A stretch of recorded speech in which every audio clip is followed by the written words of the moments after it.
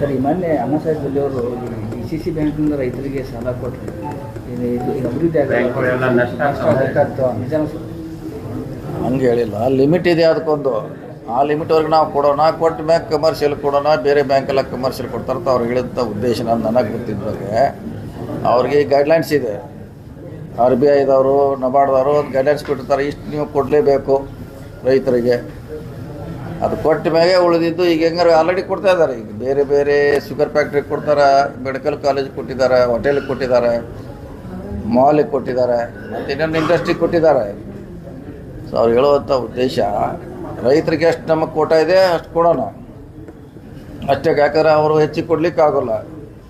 ಒಂದು ರೈತರಿಗೆ ಇಷ್ಟು ಕೊಡಬೇಕಂತ RBI ಗೈಡ್ಲೈನ್ಸ್ ಇದೆ, ನಬಾರ್ಡ್ಸ್ ಗೈಡ್ಲೈನ್ಸ್ ಇದೆ, ಅಷ್ಟು ಕೊಡ್ತಾರೆ, ಕೊಡಲೇಬೇಕು. ಯಾಕಂದ್ರೆ ಅದು ರೈತರ ಬ್ಯಾಂಕ್. ಅದು ರೈತರಿಗೆ ಕೊಟ್ಟರೆ ಲಾಸ್ ಅಂತ ಹೇಳಿ ಲಾಸ್ ಇದೆ ಅಂತ ಹೇಳಿ ಅದು ಆಪರೇಷನ್ ಕಾರಣ ಇದೆ ರೈತರಿಗೆ. ಲಾಸ್ ಆದರೂ ಕೊಡಬೇಕೆ, ಲಾಸ್ ಇಲ್ಲಕ್ಕೂ ಕೊಡಬೇಕು. ಯಾಕಂದ್ರೆ ರೈತರದ್ದು ಅದು